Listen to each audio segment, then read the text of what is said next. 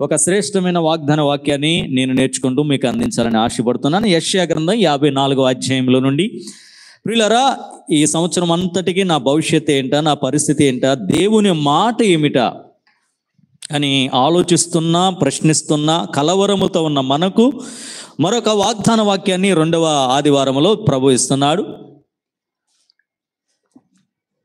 ఆ వాక్యము కొరకు యెషయా గ్రంథం 54వ అధ్యాయంలో నుండి 4వ వచనం మొదటి లైన్ మాత్రమే నేను చదువుతున్నాను.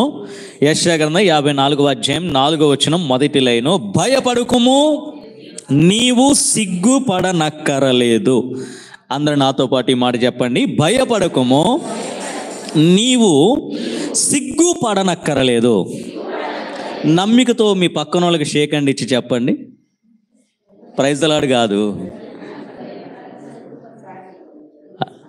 చెప్తున్నారా? నేను చెప్పానని చెప్పటం కాదు, నమ్మికతో చెప్పండి. దేవుడు అంటున్నాడు, ఈ నెల, ఈ ఆదివారమున, ఈ సంవత్సరం అంతటికి మరొక ప్రోత్సాహకరమైన మాట, భయపడకుము, నీవు సిగ్గుపడనక్కరలేదు. అసలు ఆ మాట కూడా ఎంత ప్రోత్సాహకరంగా ఉందో. నీవు, అది పురుషుడివైనా స్త్రీ అయినా, చిన్నోడైనా పెద్దోడైనా, సేవకుడైనా సంఘమైనా, అధికారైనా అనాధికారైనా, పర్సనల్ ప్రామిస్ ప్రభు ఇస్తున్నాడు, వ్యక్తిగత వాగ్దానాన్ని ప్రభు ఇస్తున్నాడు. భయపడకుము, నీవు సిగ్గుపడనక్కర్లేదు. ప్రియులారా, గత కాలమంతా ఏ పరిస్థితుల్లో ఏ వార్తలు వినాల్సి వస్తుందా అని, ఎప్పుడు ఎవరిని ఎదుర్కొంటే ఏ గలిబిలి చెందాలని కలవరముతో, భయాందోళనతో గడిపావో నాకు తెలియదు. కానీ ఈ సంవత్సరం ప్రభు అంటున్నాడు, సంఘమా, నువ్వు భయపడకు, నువ్వు భయపడకు, భయపడకుండా నిన్ను నడిపిస్తా, ధైర్యముతో, నిబ్బరముతో నేను నడిపిస్తా ఈ 2025వ సంవత్సరం. అంతేకాదు, గత సంవత్సరం అంతా ఎక్కడ ఎవరి పరిస్థితులు, ఏ స్థలాల్లో ఎక్కడైతే తలదించుకున్నావో, సిగ్గుపడ్డావో, ఈ సంవత్సరం నమ్మో, వారు ఎదుటే నిన్ను తలగా ఉంచుతా. నువ్వు సిగ్గుపడనక్కరలేదు అనగా మాట, నీవు తలగా ఉంటావు, గౌరవప్రదంగా ఉంటావు అన్నట్లుగా పరిశుద్ధాత్మదేవుడు ఈ ఆదివారమున మనకు వాగ్దానం చేస్తున్నా. ఆ మాట 4వ వచనం 2వ లైన్లో ఇంకో మాట ఉన్నది, అవమానమును తలంచకము అనగా గత కాలము నువ్వు అనుభవించినది ఏ బాధ అయినా, ఏ గడ్డు పరిస్థితి అయినా, ఎంత భయానకమైన తరమబడిన పరిస్థితి అయినా, ఇప్పుడు దేవుడు అంటున్నాడు, అసలు ఆ గత భయాలు, అవమానాలు, ఆ పరిస్థితులను నువ్వు తలపోయొద్దు. అసలు వాటి ధ్యాసే నీకొద్దు, వాటి ఆలోచనే నీకొద్దు. ఇంకొక మాట కూడా దేవుడు ఈ ఆరాధనలో మనకు జ్ఞాపకం చేస్తున్నాడు. యెషయా గ్రంథం 43వ అధ్యాయంలో 18వ వచనంలో దేవుడు ఇలా మాట్లాడుతున్నాడు, మీరు గత కాలపు వాటిని తలపోయొద్దు అంటూ దానికి ఇంకొక మాటను కూడా చూపిస్తున్నాడు. యెషయా గ్రంథం 43వ అధ్యాయం 18వ వచనం, మునుపటి వాటిని, అమ్మాయా, ఏ వేదన నిన్ను వెంబడించిందో, ఏ చేదు మునుపటి కాలం రుచి చూడాల్సి వచ్చిందో, ఏ మరణము నీ కుటుంబంలో నువ్వు అనుభవించాల్సి వచ్చిందో, ఏ ఎడబాటు, ఏ సిగ్గు, ఏ భయాందోళన కూడా నువ్వు నడవాల్సి వచ్చిందో, ఈ ఆదివారమున దేవుడు అంటున్నాడు, మునుపటి వాటిని జ్ఞాపకము చేసుకోవద్దు, పూర్వకాలపు సంగతులను తలంచుకోవద్దు. గతం గతః, ఇదిగో నేను ఒక నూతన క్రియ చేయబోతున్నా. దేవునికి స్తోత్రం చెల్లిద్దా. అందుకే దేవుడు అంటున్నా, భయపడకుము, నువ్వు సిగ్గుపడనక్కరలేదు. గత కాలం అంతటిని నువ్వు తలపోయొద్దు. దీనినే పౌలు గారు ఇంకొక మాట వర్ణించాడు. ఆ మాట మనందరూ ఎరిగిన మాట. ఏమనంటాడంటే, వెనకున్నవి మరచి ముందున్న వాటి కొరకై, ముందున్న వాగ్దానాల స్వతంత్రించుకున్నట కొరకై నేను ముందుకే సాగుతున్నా, గురువైపే చూస్తూ నేను ముందుకే సాగుతున్నాను అంటున్నాడు. దేవునికి స్తోత్రం చెల్లిదా. హల్లెలూయా.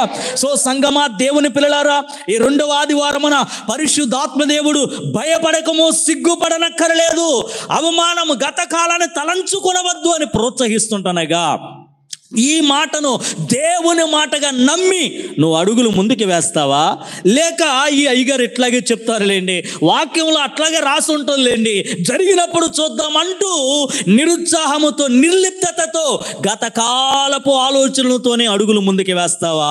నిర్ణయాన్ని పరిశుద్ధాత్మ దేవుడు మనకి వదిలేస్తారా? ఈ రోజున నువ్వు భయపడకు, సిగ్గుపడనక్కరలేదు అని నీకు మాటిస్తున్నది పాస్టర్ గారు కాదు, మనిషి కాదు. ఒక మనిషో సామాన్యుడో ఈ మాటిస్తే దీన్ని మనం పెద్దగా పట్టించుకోకరలా. కానీ ఈ రోజున ఈ వాగ్దానం మనకిస్తుంది ఎవరంటే నమ్మదగిన దేవుడు, మాట తప్పని దేవుడు, వాగ్దానం చేసి వాటిని నెరవేర్చే దేవుడు నీకు వాగ్దానం చేస్తున్నాడు. భయపడకము, నీవు సిగ్గుపడనక్కరలేదు. దేవునికి స్తోత్రం చెల్లిద్దాం. హల్లెలూయా. అయితే మనం ఈ సంవత్సరం అంతా భయపడకుండా ఎట్లా ఉండగలం? సిగ్గుపడనక్కరలేదు అంటున్నాడు అనగా తలగా ఎలా ఉండగలం? ప్రభువా ఏంటి నువ్వు భయపడద్దు, తలగా ఉంటావు అని అంటున్నావు, నేను ఎలా దీన్ని స్వీకరించాలి అని ప్రభువుని అడిగితే, మనం భయపడకుండా సిగ్గుపడకుండా తలగా ఉండటానికట ఈ సంవత్సరం అంతా దేవుడు 3 కార్యాలు చేస్తూ మన భయాలు తొలగిస్తాడు, మనలను తలగా ఉంచుతాడట. అర్థమైందా? 3 కార్యాలు దేవుడు చేస్తూ, అంటే 3 అని కాదు, నా టైం లేదు కనుక 3 మాటలే చెప్తున్నాను. ఈ 3 కార్యాలు వెన్నంటి ఉండి, నీతో ఉండి, నీ పక్షమున ఉండి నీ భయాలు తొలగిస్తాడట. ఈ 3 కార్యాలు చేస్తూ నిన్ను తలగా ఉంచుతాడట. ఆయన 3 కార్యాలు చేస్తూ ఈ కార్యాలు చేయబోతుంటనగా మనము మన వంతుగా 2 పనులు చేయాలట. సో మన భయాలు తొలగించి మన సిగ్గును, అవమానాలను తలగా మార్చడానికై దేవుడు చేయబోయే 3 కార్యాలేంటో, ఆ తర్వాత వాటిని అనుభవించేలా మనము చేయాల్సిన 2 పనులేంటో ప్రియులారా, ఈ 54వ అధ్యాయముల నుండి ఒక్కొక్కటిగా నేను మీకు జ్ఞాపకం చేస్తాను ఉన్న సమయంలో. చూడండి, మొట్టమొదటిగా భయపడకుము, నీవు సిగ్గుపడనక్కరలేదు అని అంటున్నాడు ప్రభువా నేను భయపడకుండా ధైర్యంగా ఎలా ఉండగలుగుతానయ్యా? సిగ్గుపడనక్కరలేదు, అవమానమే నీకు రాకుండా నేను తలగా ఉంచుతానన్నావు, దాన్ని నేను ఎలా అనుభవిస్తానయ్యా? ఈ మాటను నేను నమ్మటానికి నేను ఎలా ముందుకు సాగాలయ్యా అని అంటే, మొట్టమొదటిగా దేవుడు ఈ వాగ్దానము మన పట్ల నెరవేర్చుటకు గాను ఆయన చేయబోయే మొదటి పని యెషయా గ్రంథం 54వ అధ్యాయం 5వ వచనం మొదటి లైన్లో ఎలా ఉన్నది? నిన్ను సృష్టించిన వాడు నీకు భర్త అయి ఉన్నాడు, సైన్యములకు అధిపతిగా యెహోవా అని ఆయనకు పేరు. వింటున్నారా? ఈ సంవత్సరం భయపడక్కరలా, సిగ్గుపడనక్కరలేదు. అది ఎలా ప్రభువా? అది ఎలా సాధ్యం? నేను నీకు ఇలా తోడుగా ఉంటా. ఎలా? నిన్ను సృష్టించిన వాడే నీకు భర్త అయి ఉన్నా. నేను ఈ సంవత్సరం అంతా నీకు భర్తగా, కర్తగా ఉండి నీ భయాలన్నీ తొలగిస్తా, నీ అవమానాలన్నిటినీ నేను పూదండగా మారుస్తాను, సిగ్గుపడనక్కరలేదు. ఈ మాట వింటున్నప్పుడు మీలో కొందరు ఎలా అనుకోవచ్చు, ఆల్రెడీ నాకు భర్త ఉన్నాడు, ఆల్రెడీ నాకు భార్య ఉన్నది, నాకు పిల్లలు ఉన్నారు, నాకు ఒక ఫ్యామిలీ ఉన్నది, మళ్ళీ ఇదేంటండి ఆయన భర్తగా ఉంటాడంట, అంటే ఉన్నోళ్ళకి విడాకులు ఇవ్వాలా? ఇదేంటి ఈ మాట విడ్డూరంగా ఉన్నది అని ఆలోచిస్తున్నారేమో. ప్రియులారా, ఆధ్యాత్మిక కోణములో ప్రభు మనతో మాట్లాడుతున్నాడు. భౌతికంగా నీకు భర్త ఉన్నాడు, భార్య ఉన్నది, నీకు పిల్లలు ఉన్నారు, కుటుంబం ఉన్నది. కానీ ఆధ్యాత్మికమైన కోణములో భర్త అనగా శిరస్సు, యజమానుడు తల, ఆ తలగా, యజమానుడుగా, శిరస్సుగా ఈ సంవత్సరం అంతా దేవుడే ఉంటాడట. ఆయన పేరే సైన్యములకు అధిపతియగు యెహోవా. ఎంత గొప్ప దేవుడు చూడండి సంగమా, ఎంత అద్భుతమైన ప్రోత్సాహకరమైన తలంపు చూడండి ప్రియులారా. ఇప్పటికే సంగమా వాక్యం వింటున్న నా ప్రియ సహోదరి సహోదరులారా, అక్క చెల్లెళ్ళలారా, నాకు భర్తుండుంటే నా కుటుంబం, నా బిడ్డలు ఈ రోజున ఇట్లా ఉండేది కాదు కదా, నా పరిస్థితి ఇలా ఉండేది కాదు కదా. కలవరపడకు. ఈ రోజున దేవుడు నీతో మాట్లాడుతున్నాడు. నువ్వు భయపడకు. నీ భౌతికమైన భర్త ఉన్నప్పటికంటే ఇప్పుడు లేని కాలములో నేను నీకు ఆయన కంటే శ్రేష్టమైన వ్యక్తిగా నిలబడతాను. దేవునికి స్తోత్రం చెల్లిద్దాం. ఆల్రెడీ భర్తను కలిగి ఉన్న సహోదరులారా, ఉన్నా లేనట్లేనండి, ఏమి పట్టించుకోడండి. భారమంతా స్త్రీగా, తల్లిగా, యజమానురాలుగా నాకే ఏదో పేరుకి తాళి కట్టాడు, లేకపోతే ప్రమాణం చేసి పెళ్లి చేసుకున్నాడు, భర్త ఉన్నా లేనట్లే అన్నట్లుగా ఒకవేళ కృంగిపోతున్నావా? అయితే నీతోనే మాట్లాడుతున్నాడు. ఆ పరిస్థితిని తలపోయకు, భయపడకు. ఈ సంవత్సరం నేను నిజమైన భర్తగా, నిజమైన యజమానుడిగా ఉండి నీవు సిగ్గుపడకుండా అన్ని పరిస్థితులు చక్కదిద్దబడేలా నేను చేస్తానంటున్నాడు. దేవునికి స్తోత్రం చెల్లిద్దాం. ఇప్పుడు దేవుడు భర్తగా ఉంటాడట. అందుకే భయపడకము, నువ్వు సిగ్గుపడక్కరలేదు అని అంటున్నా. భర్తగా ఉండటం వెనకమాల చాలా అర్థాలు ఉన్నాయి. ఒక అర్థాన్ని మీకు జ్ఞాపకం చేస్తా సమయాన్ని బట్టి. ఏంటి ఒక అర్థం అంటే, లోకరీత్యా వాక్యపరంగా కూడా భర్త అనబడే వ్యక్తికి ఆధ్యాత్మికమైన కోణంలో అర్థం ఏంటంటే భరించేవాడు అని అర్థం. ఏం భరిస్తాడు? భారాలు భరించేవాడు, బాధ్యతలు భరించేవాడు. ప్రియులారా, కుటుంబ సంబంధమైన ప్రతి ఈతి బాధలలో నేను ఉన్నాను అంటూ భరోసా ఇచ్చేవాడే భర్త. ఇప్పుడు ప్రభు నీతో మాట్లాడుతున్నాడు, సహోదరి, నీకు భర్త ఉన్నా భారాలు భరించని వాడిగా, బాధ్యత లేనివాడిగా, ఎందుకు నీకే ఒక గుదిబండలా మారిపోయాడని ఒకవేళ కృంగిపోతున్నావా? దేవుడు నీతో అంటున్నాడు, నీకు నిజమైన భర్తగా నేనుంటా, నీ భారాలు భరించే వ్యక్తిగా నేనుంటా, నీ ప్రతి A to Z బాధ్యత నేను చూసుకుంటా. ఒకవేళ ఆ భర్త కోల్పోయి మరణమై నీవు ఒంటరిగా మారిపోయావా, నీతో కూడా మాట్లాడుతున్నాడు. కృంగిపోకు, నీకు నేను భర్త స్థానంలో భర్తగా ఉండి అద్భుతమైన భారాలు భరిస్తూ ముందుకు నడిపిస్తాను అని అంటున్నాడు. సంగమా, నిజంగా ఈ సూత్రం మనకు అర్థమైతే, ఏ సూత్రం? నా దేవుడే నాకు భర్తగా ఉంటాడు, నా దేవుడే నా భారాలు భరించేవాడు అని మనకు అర్థమైతే సంగమా, మనం ఎప్పుడు ఏనాడు కూడా కలవరపడం, భయపడం, ఆందోళన చెందం. ప్రియులారా, కానీ రోజున ప్రతి చిన్న విషయంలో కూడా మనం హైరాణ పడిపోతున్నాం, టెన్షన్ పడిపోతున్నాం. అంటే ఈ సత్యం మర్చిపోయాం. ఏటా సత్యం? నన్ను సృష్టించిన నా దేవుడే నా భారాలు భరించే భర్త, నా బాధ్యతలు చూసుకునే యజమానుడు అనే సత్యం మర్చిపోయాం. కానీ ఈ రోజున ఈ క్రొత్త సంవత్సరంలో 2వ ఆదివారం దేవుడు జ్ఞాపకం చేస్తున్నాడు, నువ్వు భయపడకము, నువ్వు సిగ్గుపడనక్కరలేదు. ఎందుకంటే నేను ఒకటి చేస్తున్నా, నీకు భర్తగా ఉండి నీ భారాలు భరిస్తా, నీ బాధ్యతలు నేను భరిస్తా. ఏ సమయానికి ఏది కావాలో నేను దాన్ని నీకు దయచేస్తా. నీకు ఆ టయానికి ఆరోగ్యం కావాలా, నీకు భర్తగా ఉండి నేను నా వంతుగా నీకు ఆరోగ్యం ఇస్తా. ఆర్థిక సమృద్ధి కావాలా, ఆ టయానికి నేను దాన్ని దయచేస్తాను. నీ పిల్లలకు చదువులకి జ్ఞానము కావాలా, ఆ సమయానికి అది దయచేస్తాను. ఏ టయానికి ఏది కావాలో సమయోచితమైన సహాయము భర్తగా కర్తగా ఉండి సంవత్సరం అంతా నీకు దయచేస్తా. దేవునికి స్తోత్రం చెల్లిద్దాం. చూడండి, హెబ్రీ పత్రికలో పౌలు అదే మాట్లాడుతున్నాడు. ప్రియులారా, మన దేవుడు భర్తగా ఉండి మన భారాలు భరిస్తాడు, సమయానికి ప్రతిదీ సమకూరుస్తాడట. ఇంకెందుకు మనం టెన్షన్ పడాలి, ఇంకెందుకు మనం కలవరపడాలి, భయపడాలి అంటూ హెబ్రీ సంఘాన్ని పౌలు గారు ప్రోత్సహిస్తున్నాడు. ఆ మాటని ఒకసారి జ్ఞాపకం చేసుకుందాం. హెబ్రీ పత్రిక 4వ అధ్యాయం 16వ వచనంలో దేవుడు ఇలా మాట్లాడుతున్నారు. హెబ్రీ పత్రిక 4వ అధ్యాయం 16వ వచనం, కనుక మనము కనికరింపబడి సమయోచితమైన సహాయము కొరకు. అబ్బా, ఈ రోజు నీ సంవత్సరం అంతా నీ దేవుడే నీకు భర్తగా ఉండి సమయోచితమైన సహాయాన్ని చేస్తాడట. ఆ పేరే ఎంత అద్భుతంగా ఉందో చూడండి. సమయోచితమైన సహాయం అనగా ఏ సమయానికి ఏది కావాలో ఆ పని అయిపోయేలా దేవుడు చేస్తా. ఆయన టైంలో ఆయన ఒక పని చేశాడంటే అద్భుతమండి. ఈ లోకముల మేధావులు ఆరితేరిన వారు కూడా ఆశ్చర్యపోతారు. కానా విందులో అదే కదా జరిగింది. విందు ప్రధాని ఎద్దగట ఆ నీళ్లు ముంచి తీసుకొని వెళ్ళారట. ఎక్స్పీరియన్స్డ్ పర్సన్ ఆయన, ఆరితేరిన వాడు ఆశ్చర్యపోతున్నాడు. ఏమిరా ఇది ఇంతగా అనిపించిన దానికంటే కూడా మధురముగా ఉన్నది. అదే సమయోచితమైన సహాయం. ఆయన టైంలో ఈ సంవత్సరం అంతా నీకు యజమానుడిగా నీకు భర్తగా ఉండి ఏ టయానికి ఇది కావాలో అది చేస్తాడట. అందుకే అంటున్నాడు, సమయోచితమైన సహాయమును ఆయన యొద్ద పొందుకొనుట కొరకు కృప పొందునట్లు ధైర్యముతో. దేవునికి స్తోత్రం చెల్లిదా. అదే కదా మన మూల వాక్యం, భయపడకుము, నువ్వు సిగ్గుపడనక్కర్లేదు. ఎందుకంటే నేను మొదటిగా భర్తగా ఈ సంవత్సరం అంతా నీకు తోడే ఉంటా. యజమానుడిగా నీ భారాలు నీ బాధ్యతలు నేను భరిస్తా. అందుకే పౌలు గారు అంటున్నాడు, ధైర్యముతో కృపాసనము యొద్దకు మనము చేరదము. ఈ వచనాన్ని మీరు జాగ్రత్తగా ఆలోచిస్తే 4 శ్రేష్టమైన పదాలు దేవుడు వ్రాయించారు. 1 కనికరింపబడతామట, 2వది సమయోచితమైన సహాయమట, 3వది కృపను పొందుకుంటామట, 4వది ధైర్యముతో నింపబడతామట. 4 అంచెల దీవెన. దేవునికి స్తోత్రం చెల్లిద్దాం.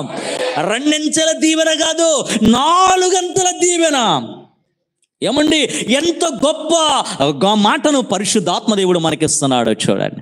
సో ఇంత గొప్ప వాగ్దానాన్ని ప్రభు మనకిస్తుంటే ఇంకెందుకు మనం టెన్షన్ పడాలి? ఇంకెందుకు మనం సిగ్గు అవమానాన్ని, గత కాలపు ఆ చేదును జ్ఞాపకం చేసుకుంటూ కురింగిపోవాలి? ఇప్పుడు ప్రభు అంటున్నాడు, నువ్వు భయపడనక్కర్లా, సిగ్గుపడనక్కర్లా. ఎలా సాధ్యమయ్యారంటే, ఇదిగో నేను నీకు బాధ్యతను కలిగిన వాడిగా, భారాలు భరించే వ్యక్తిగా, ఒక భర్తగా నీకు నేను తోడుండి నడిపిస్తాను. సమయోచితమైన సహాయాన్ని నేను నీకు చేస్తాను. మన దేవుడు భర్త స్థానంలో భర్తగా ఉండి మన భారాలు భరించేవాడు, బాధ్యతలు భరించేవాడు. సామెతల గ్రంథం 16వ అధ్యాయంలో జ్ఞానైన సొలొమోను సంఘానికి, భక్త కోటికి అదే తెలియజేస్తా ఉన్నాడు. ప్రియులారా, సామెతల గ్రంథం 16వ అధ్యాయం 3వ వచనం మనందరూ ఎరిగిన మాట. సామెతల గ్రంథం 16వ అధ్యాయం 3వ వచనం. అమ్మాయ, తెరచిన వారు, చూస్తున్నవారు, వింటున్నవారు, చదువుతున్నవారు జాగ్రత్తగా చదవండి. సామెతలు 16:3, నీ పనుల భారము. హలో, ఏ భారం అట? అక్కడ నన్ను తాకిన పదం ప్రియులరా బహువచనం అక్కడ వాడాడు, ఏకవచనం అక్కడ వాడాల. పని భారము అనల్లా. ఏమన్నాడు? పనుల. అంటే నీకు ఎన్ని వర్క్ టెన్షన్స్ ఉన్నాయో, ఎన్ని వర్క్ ప్రెజర్స్ ఉన్నాయో, ఆ భారం అంతా ఏమండి పనుల భారం. ఏమండి అడావిడికి వెళ్తున్నాం ఏంటంటే అంటాడు, మా అమ్మాయికి పెళ్లి కుదిరిందండి, పెళ్లి పనుల మీద.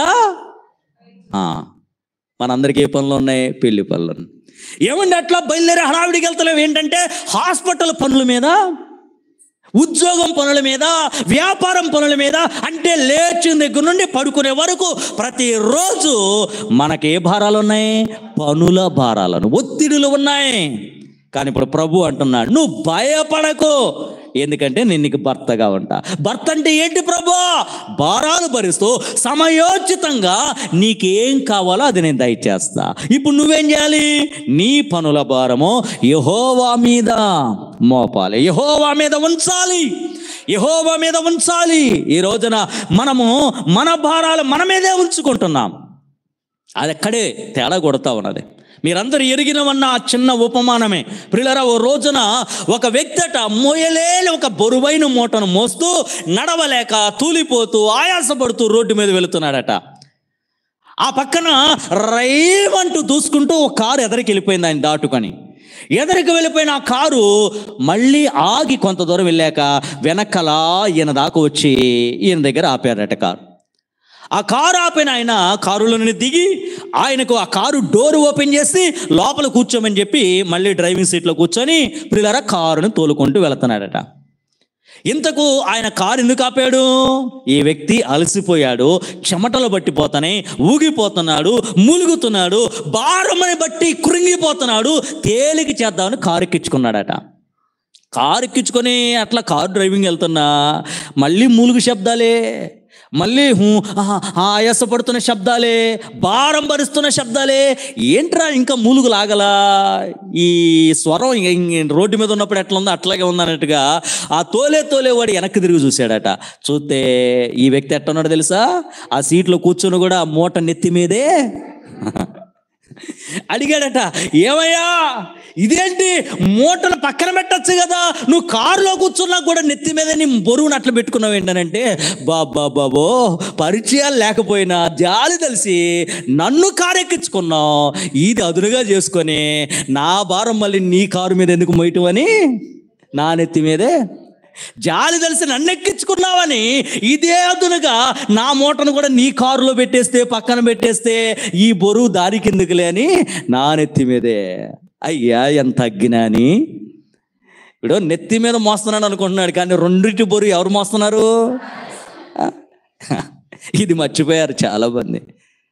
ఈ రోజున ఒక మాట చెప్తున్నాను విను, నువ్వు యేసును సొంత రక్షకుడిగా అంగీకరించావంటే కారు ఎక్కినట్లే, ఈ రక్షించబడి బాప్తిసం తీసుకున్నావంటే కారు ఎక్కినట్లే, దేవుని ఆత్మతో ముద్రించబడ్డావంటే కారు ఎక్కినట్లే, వాక్యం ప్రార్థన అనుభవం సాగుతున్నావంటే కారు ఎక్కినట్లే, ఒక సంఘ సహవాస క్రమాల్లో కట్టుబడి నిలుచున్నావంటే కారు ఎక్కినట్లే. కానీ మనం కూడా ఏం చేస్తున్నాం?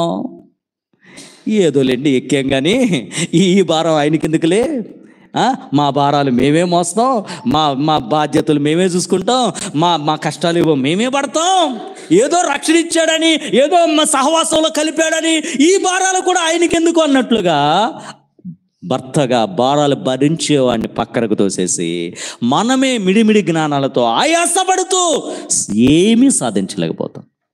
అందుకే పగటి వేళ ప్రభు అంటున్నాడు, నీ పనుల భారము యెహోవా మీద మోపము, ఆయన మీద పెట్టు, అప్పుడు నీ ఉద్దేశములు సఫలమగును. దేవునికి స్తోత్రం చెల్లిద్దాం. హల్లెలూయా. ఈ సంవత్సరం నీ ఆలోచనలు సఫలమగును గాక, నీ కోరికను దేవుడు నెరవేర్చును గాక, నీ ఉద్దేశాలన్నీ పరిశుద్ధాత్మ దేవుడు తన నామములో సఫలపరచును గాక. ఎప్పుడు? అప్పుడు. అబ్బా, ఎంత స్పష్టంగా రాశాడు చూడండి. ఎప్పుడు? అప్పుడు. మీ బైబిల్ అదే ఉందా? ఎప్పుడు? అప్పుడు. ఎప్పుడు? అప్పుడు. ఎప్పుడయ్యా? అప్పుడు అనగా దాని అర్థం, నీ భారము యెహోవా మీద మోపినప్పుడు. ఆయన నా భర్తగా ఉంటే ఆలోచనలతో నీ బాధ్యత, నీ టెన్షన్లని, ప్రతి పరిస్థితిని ఆయన చేతికి అప్పగించినప్పుడు దేవుడట ఉద్దేశములు. అబ్బా, ఈ లైన్లో కూడా ఎంత అద్భుతమైన మాట చూడండి. ప్లూరల్ వాడాడు. ఏమండి, ఏకవచనం వాడాలా?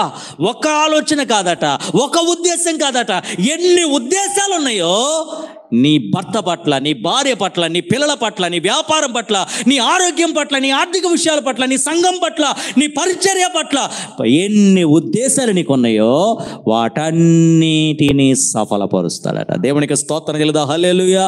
అందుకే దేవుడు అంటున్నాడు, భయపడకమో, నువ్వు సిగ్గుపడనక్కర్లా.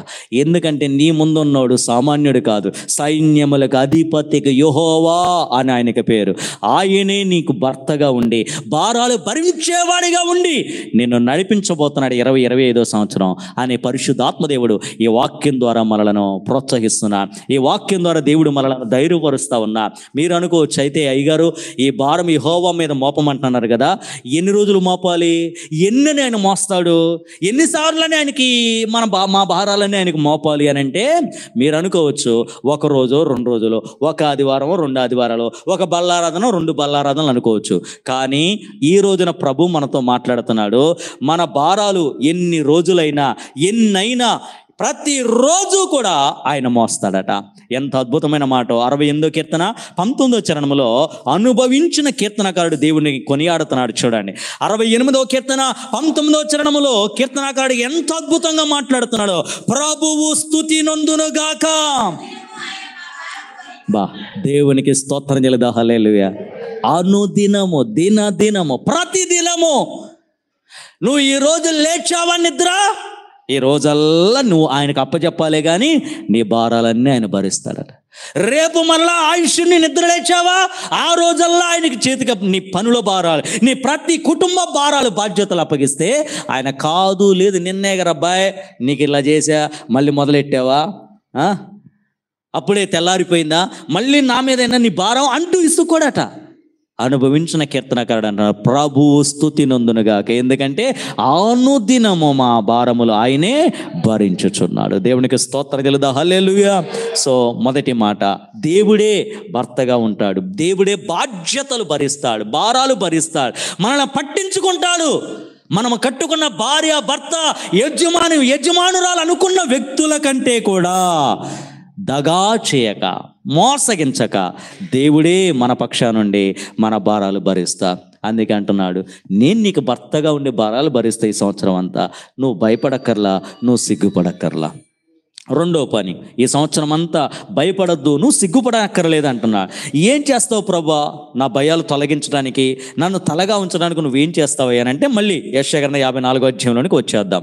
యెషయా గ్రంథం 54వ అధ్యాయంలో దేవుడు ఈ సంవత్సరం అంతా మన భయాలు తొలగించేలా, మన అవమానాలు తొలగించేలా ఆయన మన పక్షా నుండి చేసే రెండో పని 12వ వచనాన్ని చదువుకుందాం.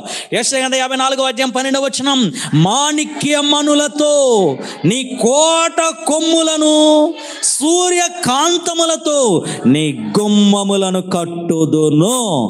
2 చేతులెత్తి స్తోత్రం చెల్లిద్దాం. హల్లెలూయా. ఈ సంవత్సరం అంతా మన దేవుడు మన పక్షా నుండి గుమ్మములు కడతాడట, గుమ్మములు కడతాడట. శిథిలమైపోయిన నీ కుటుంబాలను కడతాడట, విచ్ఛిన్నమైపోయిన నీ వ్యాపారాన్ని కడతాడట, శిథిలమైపోయిన నీ దేహపు ఆరోగ్యాన్ని కడతాడట, నీ శిథిలమైపోయిన నీ పిల్లల భవిష్యత్తును కడతాడట. దేవుడు ఎంత గొప్ప దేవుడు చూడండి. భయపడకమో, భయపడు, నువ్వు సిగ్గుపడక్కర్లేదు. ఎందుకంటే రెండో పని నేను చేస్తాను, నీ పక్షా నుండి నీ గుమ్మములను నేను కడతా. ఆర్థికంగా శిథిలమైపోయా గత కాలం అంతా. ఏమండి, ఆరోగ్య విషయంలో శిథిలమైపోయావా?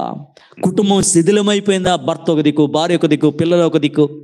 ఏమండి, నీ పిల్లల చదువుల విషయంలో కుంటిపడిపోయి శిథిలమైపోయిన స్థితి, ఏమండి నీ సంఘ పరిస్థితులు శిథిలమైపోయిన స్థితి, నీ ఆధ్యాత్మికమైన స్థితి శిథిలమైపోయిన స్థితి. కానీ ఈ సంవత్సరం దేవుడు అంటున్నాడు, నేను వీటన్నిటిని కట్టే సంవత్సరం. దేవునికి స్తోత్రం చెల్లుదా. వీటన్నిటిని చక్కదిద్దే సంవత్సరం. గుమ్మములు కడతాను అని అంటున్నా. గుమ్మములు కడతాం. గుమ్మం ఎంత శ్రేష్టమైందో మీకు అర్థం కావడానికి ఇలా చెప్తాను. ఒక ఇల్లు కట్టడం ప్రారంభించాను, నలుదిక్కులా గోళ్ళ కట్టేశారు. గుమ్మం పెట్ల. ఆ ఇంటి పరిస్థితి ఏంటి? లోపలికి వెలుతురు వస్తుందా? లోపలికి గాలి వస్తుందా? లోపలికి దీవెన వస్తుందా? లోపలికి వ్యక్తులు వస్తారా? ఏది లోపలికి రాదు. అంటే మనం ఎంత ఆర్భాటంగా ఇల్లు కట్టినా ఇంటికి ఉండాల్సింది ఏంటిది? గుమ్మము. గత కాలమంతా గుమ్మము లేని ఇల్లుగా మన కుటుంబాలు అయిపోయాయి. అందుకే వాగ్దానాలు పొందుకోలేకపోయా. నీ లోపలికి ఏది నువ్వు అనుభవించలేకపోయా, నువ్వంటూ ఏది పొందుకోలేకపోయా. కానీ ఈ సంవత్సరం అంటున్నాడు, నేను ఇప్పుడు నీ గుమ్మములను కడతాను. ఇప్పుడు కట్టిన గుమ్మం ద్వారా ఈ సంవత్సరం అంతా ఆ గుమ్మం గుండా నీ లోపలికి ఆశీర్వాదాన్ని నడిపిస్తాడు, ఆరోగ్యాన్ని నడిపిస్తాడు, మనశ్శాంతిని నడిపిస్తాడు, ఆనందాన్ని నడిపిస్తాడు, కృపను నడిపిస్తాడు, కనికరాన్ని నడిపిస్తాడు, అభిషేకమును నడిపిస్తాడు. ప్రతి దీవెన కట్టి వదిలేయడట, ఆ గుమ్మం గుండా నీ లోపలికి నడిపిస్తాడట. దేవునికి స్తోత్రం చెల్లుదా. హల్లెలూయా. అలా కట్టబడిన గుమ్మం దగ్గర ఇప్పుడు మనం ఎలా మారిపోతామో తెలుసా? అలా కట్టబడిన గుమ్మం దగ్గర ఇప్పుడు మనం ఎలా మారిపోతామంటే 127వ కీర్తనలో ఇలా దేవుడే గనక మన పక్షాన ఈ సంవత్సరం నిలబడి గుమ్మం కడితే ఆశీర్వాదాలు, దీవెనలు, విజయాలు, అభిషేకం, ఆనందము, సమాధానం, నెమ్మది ఇవి లోపలికి వచ్చి మనం అనుభవించడమే కాదట, ఇంకెలా మనం ప్రవర్తిస్తామో 127వ కీర్తన 5వ చరణంలో ఇలా ఉన్నది, వారితో తన అంబుల పొది నింపుకుని వాడు ధన్యుడు, అట్టి వారు సిగ్గుపడక. అదే కదా మన మూలవాక్యం, భయపడకుమో, నువ్వు సిగ్గుపడనక్కరలేదు. ఎందుకంటే శిథిలమైన నీ గుమ్మాలు కట్టబడే సంవత్సరం ఇది. మూయబడిన ప్రతి తలుపులు తెరవబడే సంవత్సరం ఇది. ఇప్పుడు నువ్వేం చేస్తావో తెలుసా? ఆ కట్టబడిన గుమ్మం దగ్గర నిలబడి విరోధులతో వాదిస్తావట. ఓ రోగమా, గత కాలమంతా లోపలికి వచ్చావు, ఇప్పుడు రా చూస్తా. నీ వల్ల కాదు, లోపలికి రాలేవు. ఎందుకంటే ఇప్పుడు మామూలుడు కాదు కట్టింది, శ్రీమంతుడు, ఆశీర్వాదాల కర్త, ఆరోగ్యాన్ని ఇచ్చే గొప్ప దేవుడు నా గుమ్మాన్ని కట్టాడు. ఓ ఆర్థిక ఇబ్బందా, ఇదొక శత్రువు అన్నమాట. ఓ గలిబిలైపోతున్న పరిస్థితి, ఓ శ్రమ, ఓ శోధన, ఓ సమస్య, ఓ పోరాటమా, ఇప్పుడు నువ్వు లోపలికి రాలేవు. నా దేవుడు నా గుమ్మాన్ని కట్టింది నిన్ను లోపలికి తీసుకురావటానికి కాదు, ఆయన వాగ్దానాలలో లోపలికి నడిపించడానికి. గుమ్మములో నిలబడట మన విరోధులతో వాదిస్తా. ఆ వాదనలో మనమేమవట? సిగ్గుపడం. అనగా పోరాటములో, ఆ యుద్ధములో, ఆ గలిబిలిలో ప్రియులారా విజయము మనకిచ్చే ప్రియులారా మనలను తలగా దేవుడు ఉంచుతాడట. ఎంత గొప్ప దేవుడు చూడ. ఆశ్చర్యం అనిపించిన మాట, ఇప్పుడు ఆయన ఈ సంవత్సరం కట్టే గుమ్మాలు చెక్కతోనో పుచ్చుబట్టిపోయి, పగిలిపోయి, తుప్పట్టిపోయి, చెదబట్టిపోయి, ఏమంటే చెక్కలతోనో సిమెంట్తోనో కాదట. మరి ఎట్లాంటి వాటితో గుమ్మాలు కడతాడు? చదువుకుందాం మళ్ళీ యెషయా గ్రంథం 54వ అధ్యాయం. ప్రియులారా మనం జాగ్రత్తగా ఆలోచన చేస్తే 11, 12 వచనాల్లో దేవుడు ఇలా మాట్లాడుతున్నాడు. యెషయా గ్రంథం 54వ అధ్యాయం 11, 12 వచనాల్లో, ప్రయాసపడి గత వత్సరమంతా, గత కాలమంతా గాలి వాన చేత కొట్టబడి, సమస్యల చేత తరమబడి, నెమ్మది లేక, ఆదరణ లేక ఉన్నదానా, నిన్ను కట్టే సంవత్సరం ఈ సంవత్సరం. ఎలా కడతా? నీలములతో నీ పునాదులు వేస్తా, మాణిక్య మణులతో నీ కోట కొమ్ములను కడతా, సూర్యకాంతములతో నీ గుమ్మములు కడతా, ప్రశస్తమైన రత్నములతో.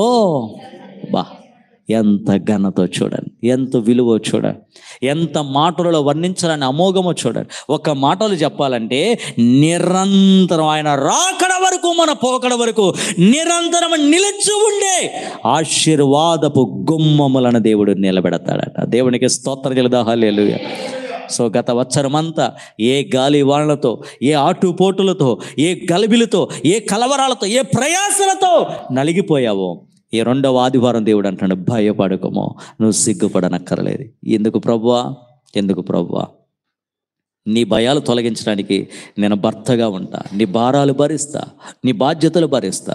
రెండవదిగా నీ భయాలు, నీ అవమానాలు తొలగించడానికి నీ గుమ్మాలు నేను కడతా, మాణిక్యమణులతో, సూర్యకాంతములతో, ప్రశస్తమైన విలువైన ఆ రత్నములతో నేను కడతాను అని అంటున్నా. ఇంత గొప్ప వాగ్దానం పరిశుద్ధాత్మదేవుడు మనకిస్తుండగా ఇంకెందుకు మనం టెన్షన్ పడాలి? ఇంకెందుకు గతకాలపు వాటిని మనము తలపోసుకోవాలి? మూడవ మాట, భయపడకుము, నీవు సిగ్గుపడనక్కర్లేదు. ఎలా?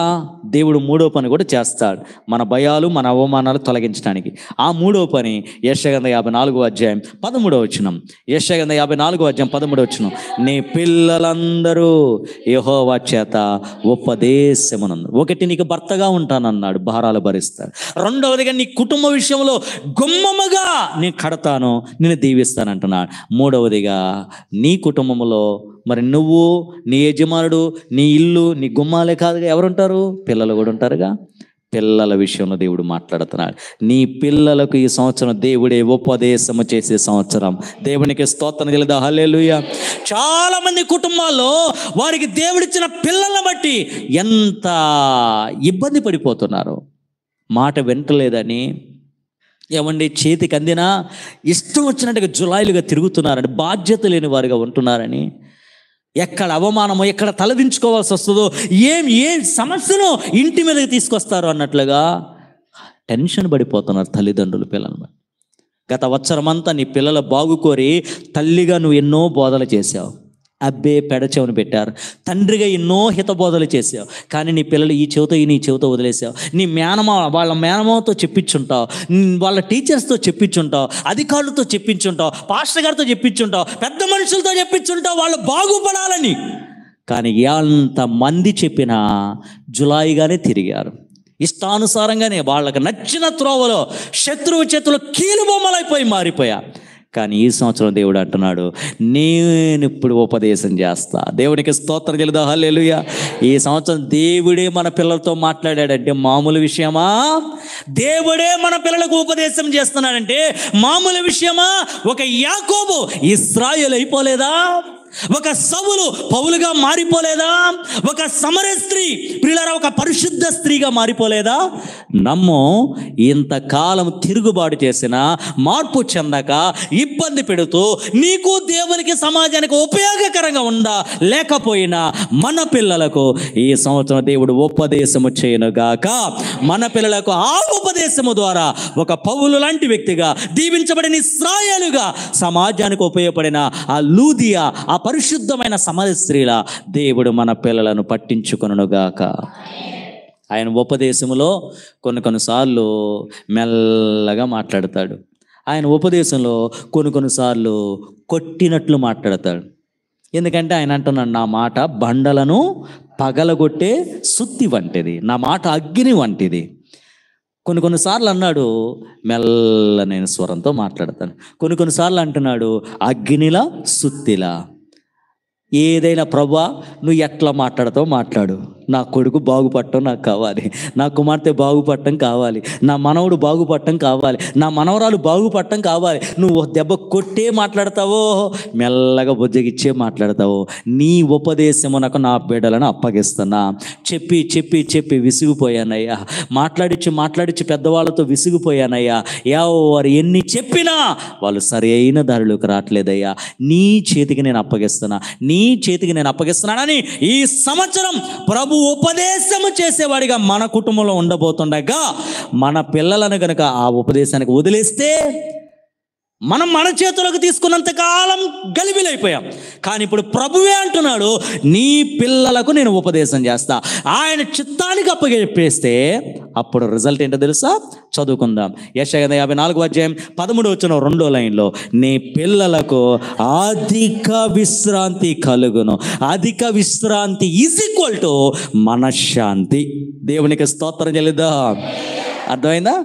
నీ పిల్లలను బట్టి ఇప్పటిదాకా నిద్ర పట్టని రాత్రులు, ఏం ఎదుర్కోవాల్సి వస్తుందా, ఎటుపోయాడా, ఎక్కడికి వెళ్ళిందా, కలవరం.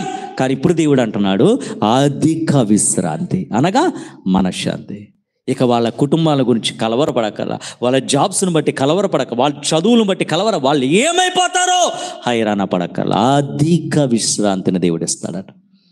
సో ఈ 3 రకాలుగా దేవాది దేవుడు ఏం చేస్తాడు ఈ సంవత్సరం? మనకు తోడే ఉండి మన భయాలు తొలగిస్తాడు, మనల్ని సిగ్గుపడకుండా తలగా ఉంచుతాడు. భయపడకము, నువ్వు సిగ్గుపడక్కర్లా. ఏం చేస్తావు ప్రభువా? 1 భర్తగా ఉంటాను, 2వది నీ గుమ్మాలు కడతాను, 3వది నీ పిల్లలకు ఉపదేశం చేస్తా. భర్తగా ఉండి నీ భారాలు భరిస్తా, గుమ్మము కట్టి ఆ లోపలికి దీవెనకరమైన, ఆశీర్వాదకరమైన, క్షేమకరమైన పరిస్థితులను నడిపిస్తా. నీ పిల్లలకు ఉపదేశము చేస్తూ నేను వారికి అధిక విశ్రాంతి, మీ కుటుంబానికి మనశ్శాంతి నేను దయచేస్తానంటున్నాను. ఇంత గొప్ప దేవుడు, ఇంత గొప్ప వాగ్దానపు మాటలు మనకిస్తుంటనగా ఇంకెందుకు మనం కలవరపడాలి? అయితే ముగింపులో దీనిని మనం అనుభవించాలంటే మనం 2 పనులు చేయాలని చెప్పాను కదా. దేవుడు 3 పనులు ఏంటో విన్నాం. ఇప్పుడు మన 2 పనులు ఏంటో అవి కూడా చూసుకొని 2-3 నిమిషాలు ముగించేసుకుందాం. యెషయా గ్రంథం 54వ అధ్యాయంలో నుండి మొదటి చరణం చదువుకుందాం, మొదటి వచనం చదువుకుందాం. యెషయా గ్రంథం 54వ అధ్యాయం మొదటి వచనం, గొడ్రాలా పిల్లలు కనని దానా. అంతే కదా, మీ బైబిల్లో కూడా ఉంది. గొడ్రాలా పిల్లలు కనని దానా జయ గీతమెత్తుము.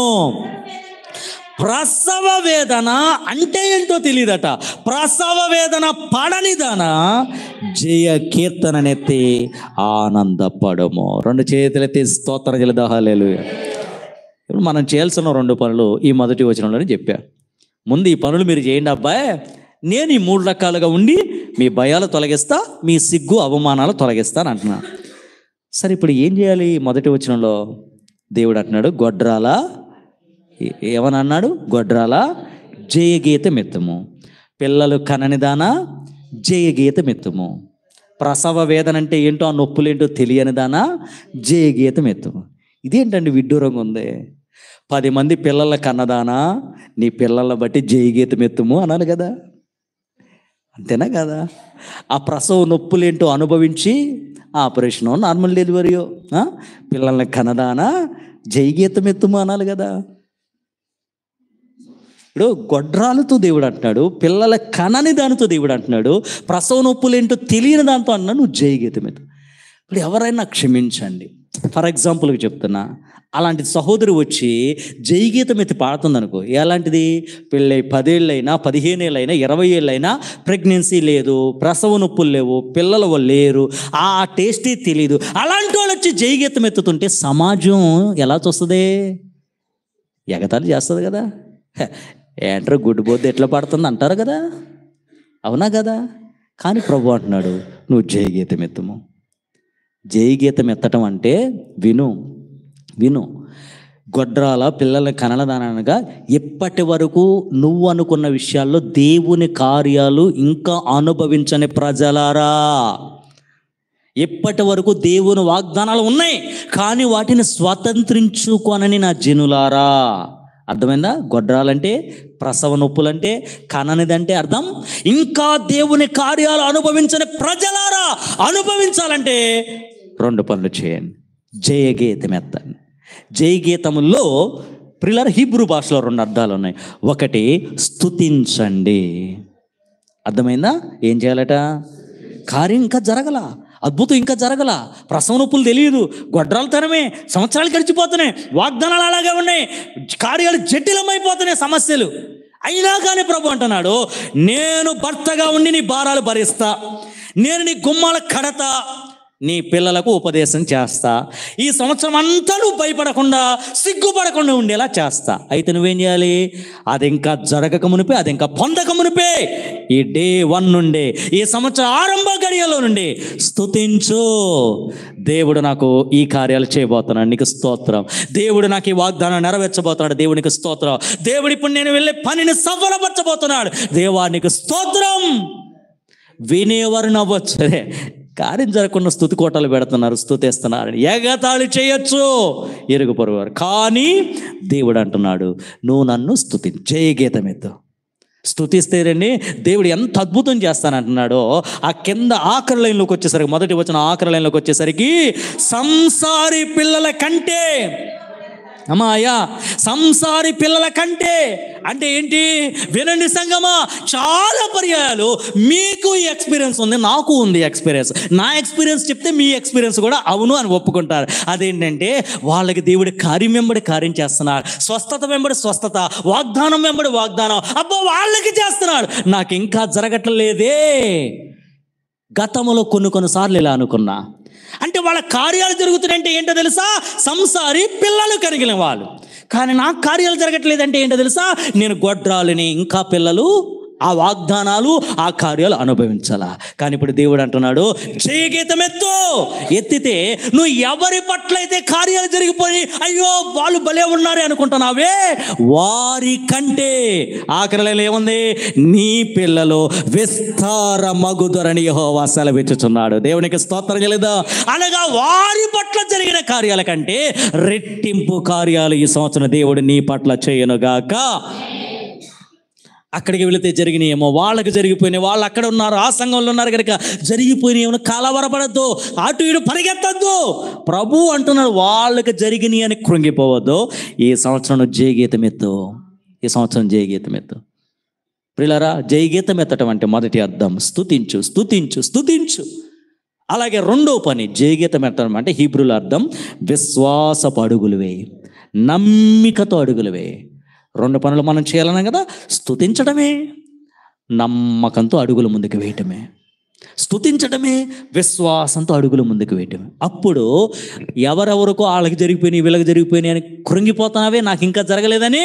ఇప్పుడు దేవుడు అంటున్నాడు, వాళ్ళకి జరిగిన కార్యాల కంటే నీ పక్షాన నీ కార్యాలు విస్తారముగా నేను చేస్తా, కార్యాలు సఫలపరుస్తా. దేవునికి స్తోత్రం చెల్లిద్దాం. నేను పాడాలనుకున్నా, కానీ దేవుడు మా అత్త ద్వారా ముందే పాడిచ్చేశాడు. నూతన గీతము పాడేదని, ఇక అంతే, ఆత్మలో పాడటమే, జయగీతం ఎత్తటమే. ప్రియులారా, ఎంత ఉజ్జీవముగా ఇక అడుగడుగునా ఏది జరిగినా నాకు ఎందుకయ్యా, నా భర్తవు నువ్వు, నా గుమ్మాలు కట్టేది నువ్వు, నా పిల్లల బాధ్యత చూసుకునేది నువ్వు. నా పని స్తుతించటం, విశ్వాసంతో అడుగులు ముందుకు వేయటం, స్తుతించటం, విశ్వాసంతో అడుగులు వేయటం, స్తుతించటం, విశ్వాసంతో అడుగు. ఇలా మనం ముందుకు సాగుదాం. దేవుని కార్యాలు ఈ సంవత్సరం అనుభవిద్దాం. ప్రభు అట్టి గొప్ప కృప, ఈ గొప్ప వాగ్దానం మనందరి జీవితాల్లో, సంఘములో, సేవకుల కుటుంబాల్లో నెరవేర్చునుగాక, తలగా ఉంచునుగాక. ఆమె. చిన్న ప్రార్థన. ప్రేమ కలిగిన తండ్రి, ఈ రెండవ ఆదివారం కూడా యెషయా గ్రంథం 54వ అధ్యాయంలో నుండి కొన్ని అమూల్యమైన తలంపులు, ప్రభువా, ప్రోత్సాహకరమైన మాటలు నాకే మాట్లాడావయ్యా, నాతోనే మాట్లాడావు ప్రభువా. భయపడకము, నువ్వు సిగ్గుపడనక్కర్లేదు, నీ అవమానాన్ని తలంచుకొనవద్దన్నావయ్యా. మునుపటి కాలములో జరిగిన చేదు, అపజయాలు, అవమానాలను జ్ఞాపకము చేసుకోవద్దన్నావయ్యా. అయ్యా, మా పట్ల గొప్ప కార్యాలు చేయటానికి మా భారాలు భరించే భర్తగా ఉంటానన్నావయ్యా. అంతకంటే మాకేం కావాలి ప్రభువా? అనుదినము మా భారాలు భరిస్తానన్నావయ్యా. నన్ను కట్టుకున్న భర్తకే నేను భారం అయిపోయాను, నేను నమ్మిన వ్యక్తికే నేను భారం అయిపోయాను. నన్ను వదిలించుకుంటున్నారు, నన్ను ఇబ్బంది పెడుతున్నారు, బాధ్యత లేని వారిగా ఉంటున్నా.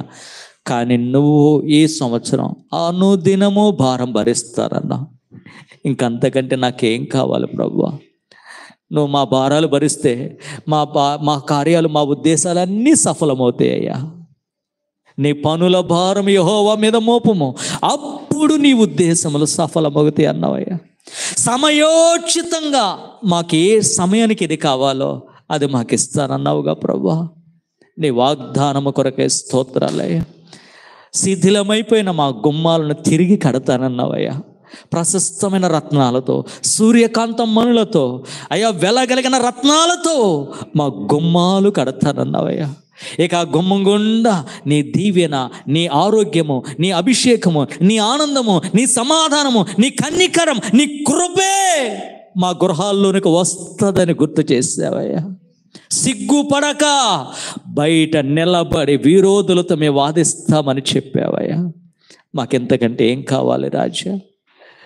మా పిల్లల విషయంలో కూడా 2025వ సంవత్సరం ఎంత బాధ్యత తీసుకోబోతున్నావు నాయన. నీ పిల్లలకు నేను ఉపదేశము చేస్తా అయ్యా. త్రోవ తప్పిపోయారని, మాట వింటలేదని, ఇష్టానుసారంగా ప్రవర్తిస్తున్నారని, ఎప్పుడు వాళ్ళని బట్టి ఏ దుర్వార్త వినాల్సి వస్తుందోనని దినదినగండం నిత్యం నూరేళ్ళు అన్నట్లుగా బ్రతుకుతున్నామయ్యా. కానీ నీవు ఉపదేశం చేస్తే అధిక విశ్రాంతి అన్నావు అయ్యా. నిశ్చయముగా ఈ సంవత్సరం మా పిల్లలను బట్టి, మా సంఘ బిడ్డలు కూడా వారి పిల్లలను బట్టి సమాధానం నెమ్మదినే అనుభవించుదురుగాక. అయ్యా, ఈ వాగ్దానమే పొందుకోవాలంటే పిల్లలు కనని దానా, ప్రసవ నొప్పులు ఎరుగని దానా, గొడ్రాల జయగీతమెత్తుము అని అన్నావయ్యా. అయ్యా, నిన్ను స్తుతించాలని విశ్వాస పడుగులతో ముందుకు సాగటమే జయగీతమని, అలా ముందుకు సాగినప్పుడు వాళ్ళకి కార్యాలు జరిగాయి, వీళ్ళకి కార్యాలు జరిగాయని నొచ్చుకున్న మా జీవితాల్లో అధికమైన కార్యాలు జరుగుతాయని మాకు గుర్తు చేసేవయ్యా. కనుక ఈ క్షణం మొదలుకొని స్తుతి వస్త్రమును మేము ధరించుదుముగాక, విశ్వాస పడుగులతో ముందుకు సాగిపోదుముగాక. ఈ వాగ్దానపు వాక్యాన్ని దుష్టుడు దొంగిలించకుండా మా అందరి హృదయాల పరిశుద్ధాత్మని ఎరుగట్టి ఫలింపొచ్చే జరగబో మిగతా ఆరాధన క్రమాన్ని కూడా జయకరంగా జరిగించమని యేసు నామములో అడిగి వేడుకొంచున్నాము తండ్రి. ఆమేన్. హల్లెలూయా, హల్లెలూయా, హల్లెలూయా.